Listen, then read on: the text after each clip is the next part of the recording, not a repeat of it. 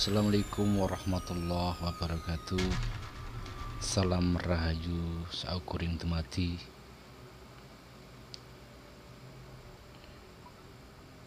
Kisah Keris Nogasasra penolak 1000 bencana. Keris Nogasasra merupakan senjata pusaka milik Kerajaan Majapahit yang berluk 13 dan bertahtakan emas dan berlian. Pusaka ini terkenal sangat ampuh yang dibuat pada masa pemerintahan Prabu Brawijaya.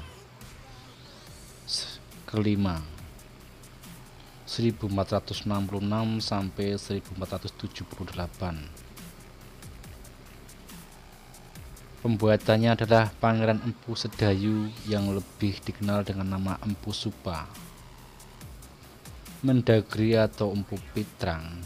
Alkisah pembuatan keris pusaka ini terjadi saat Kerajaan Majapahit sedang dilanda kemunduran setelah Perang Saudara.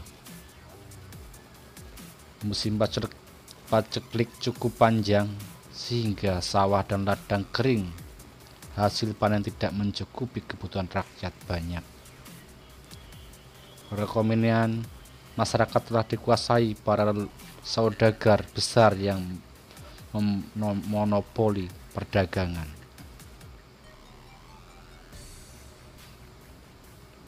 Zaman Belanda masa lampau. Selain itu, para pejabat kerajaan tak memperdulikan keadaan rakyat, sibuk saling sikut untuk mencari kekuasaan dan memperkaya sendiri. Kerajaan-kerajaan bawahan sudah mulai berani membangkang, terutama kerajaan Belambangan yang menurut informasi para Terik Sandi sudah menyiapkan bala tentara untuk menggempur ibu kota Majapahit, sehingga Raja Brawijaya kelima mengumpulkan patih, para menteri dan penasihatnya. Semua yang hadir hanya menunduk terdiam. Mulut mereka perlu terkunci, tak mampu menyela ataupun menampik keprihatinan sang raja, karena ini memang kenyataan yang terjadi di wilayah Kerajaan Majapahit saat itu. Sementara Raja menarik nafas dalam, merasakan beban berat di pundaknya. Di tengah rapat tersebut, seorang penasihat tiba-tiba membungkuk menyembah sang raja, mohon izin untuk menyampaikan pendapat. Sang raja pun mengizinkan karena memang dia ingin sekali mendengar masukan dari yang hadir pada malam itu. Maka si penasihat itu pun berkata, "Mohon ampun Paduka, memang benar apa yang Baginda sampaikan. Kami pun sangat merasakan keadaan tak menentu yang menimpa Kerajaan Majapahit ini. Menurut hemat saya, apakah tidak sebaiknya jika Baginda memanggil Empu Supa ke kerajaan dan memerintahkannya untuk membuat sebilah pusaka guna meredam semua bencana yang terjadi saat ini," kata abdi dalam tersebut. Sang raja pun terhenyak dari maskulannya, berdiri lantas berucap, "Benar apa yang kau sampaikan itu. Sudah lama kerajaan tidak memiliki pusaka setelah Kiai Sangkelat yang kita selamatkan dari Belambangan. Kini sudah saatnya Majapahit memiliki pusaka yang bisa menenteramkan kondisi kerajaan kita saat ini. Maka segeralah Sang Prabu juga meminta kepada Empu Supa agar dibuatkan sebilah keris bertuah yang bisa merendam 1000 macam bencana di Majapahit kala itu." Setelah Empu Supa menerima titah sang raja, maka segeralah dia bersemedi memohon petunjuk Sang Maha Pencipta. Dia bertapa cukup lama sampai mendapatkan petunjuk bagaimana bentuk dan manfaat senjata yang nanti akan digunakan sebagai salah satu pusaka andalan Majapahit.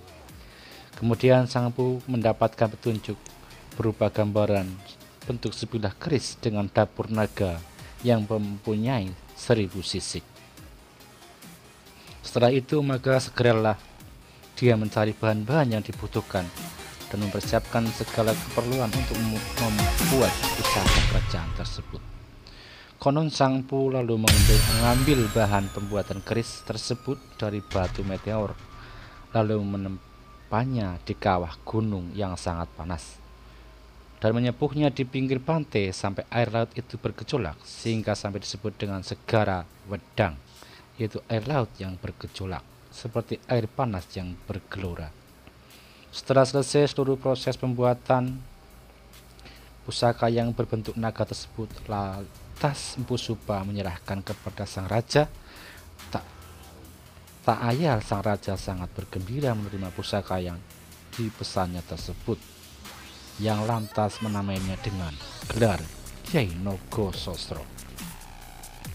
Keris Nogososro yang mempunyai 1000 sisi kemas dan bersabu intan berlian ini mempunyai tuah untuk merendam 1000 bencana dari berbagai penjuru wilayah kerajaan. Sang raja lalu memakainya untuk memadamkan pemberontakan dan sebuah tentara Belambangan. Hasilnya tidak. Pemberontakan Belambangan tak berlangsung lama dan dapat direndam hingga Majapahit kembali tentram. Selain itu, masa paceklik lalu berakhir dan beberapa kerajaan bawahan pun kembali tunduk terhadap Majapahit. Warga pun dapat kembali hidup damai dan tentram. Tetapi dalam versi lain menyebutkan bahwa pusaka ini sesuai dengan namanya, konon tercipta dari lidah sosok makhluk berbentuk ular naga yang sangat sakti. Namanya Nogososro. Konon sang naga ini adalah putra seorang pertapa sakti mandraguna bernama Manggir. Sang pertapa kemudian berkelana dan bersemedi di salah satu gunung api, namun sebelum pergi dia sempat berpesan kepada istrinya, bila sekiranya ada keturunannya yang ingin bertemu, suruh dia mencariku ke sana. Pesan Manggir kepada Ratu Perangin Angin, istrinya yang tengah mengandung. Ketika lahir ternyata anak yang dikandung ratu bentuk fisiknya bak ular naga. Tak hanya itu, perkembangan tubuh si anak juga begitu cepat sehingga dalam waktu yang relatif singkat telah menjadi seekor naga raksasa yang sangat ganas. Sesuai dengan keadaannya, si anak diberi nama Nogososro atau Naga Sasra. Dikisahkan apabila naga sasra berjalan atau merayap, maka langkahnya menggetarkan permukaan bumi dan mengakibatkan banyak gunung terancam meletus. Sampailah pada satu hari, naga sasra bertanya kepada ibunya, "Hai ibuku, tunjukkan di mana gerangan ayahku berada." Jawab ibunya, "Mengapa aku tidak seperti manusia biasa?" Dia bertanya kepada ibunya, "Mengapa aku tidak seperti manusia biasa, sehingga tak seorang pun makhluk yang mau bergaul denganku? Aku akan mencari ayah dan meminta padanya agar tubuhku dirubah seperti manusia biasa," kata naga sasra kepada ibunya. Ratu Perangin Angin tak dapat menjawab, karena dia sendiri merasa bahwa hal itu di luar kehendak dirinya. Dia sendiri tak dapat menjelaskan di mana keberadaan ayah dari anaknya tersebut, sebab dia tak tahu di gunung mana suaminya bertapa. Karena jawaban sang ibu, akhirnya naga sasra atau Nogososro dengan membawa perasaan yang sangat pilu pergi mencari ayahnya. Setelah sekian lama mencari, akhirnya dia menemukan ayah yang dicarinya di sebuah gunung berapi yang berada di tepi pantai. Melihat sosok anaknya, Manggir terkejut, bukan kepalang. Dia menilai Nogososro adalah ancaman bagi warga di tanah Jawa. Karena merasa sangat malu petapa sakti tadi, Manggir enggan mengakui anaknya tersebut sebagai anaknya. Namun dia tidak secara terang-terangan menyatakan hal itu, melainkan dengan sebuah taktik.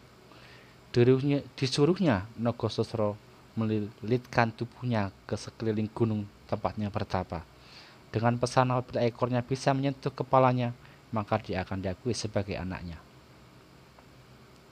Kenyataannya, kepada kepala dan ekor naga sasra atau Nogososro tidak bisa saling menyentuh. meskipun sebagian tubuhnya telah masuk ke dalam gunung karena kuatnya dia melilit. Sambil menitikkan air mata, naga serasera atau Nogosesro menjulurkan lidahnya agar dapat mencapai ekor.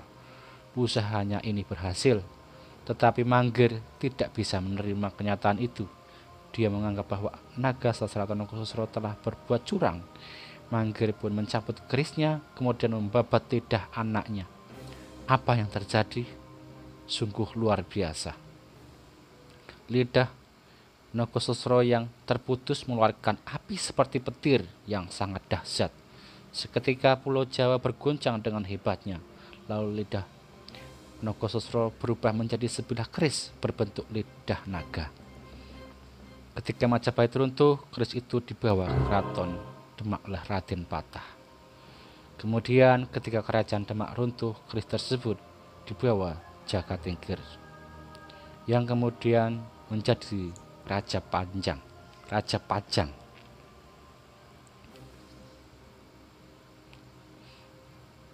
Kemudian keris tersebut jatuh ke tangan Panembahan Senopati, dan seterusnya.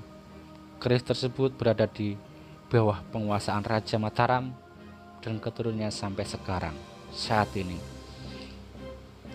Keris-keris tersebut kalau disimpan di Keraton Solo, bisa jadi di Keraton Ngayogyakarta, karena Mataram itu ada dua. Ada yang sebelah timur atau sisi kidul atau selatan, itu yang termasuk yaitu adalah Kerajaan Solo, dan sebelah barat selatan yaitu Kerajaan Ngayogyakarta. Itu sama-sama Mataram, dan memang setelah penerusnya Majapahit, adanya Islam dan penyebaran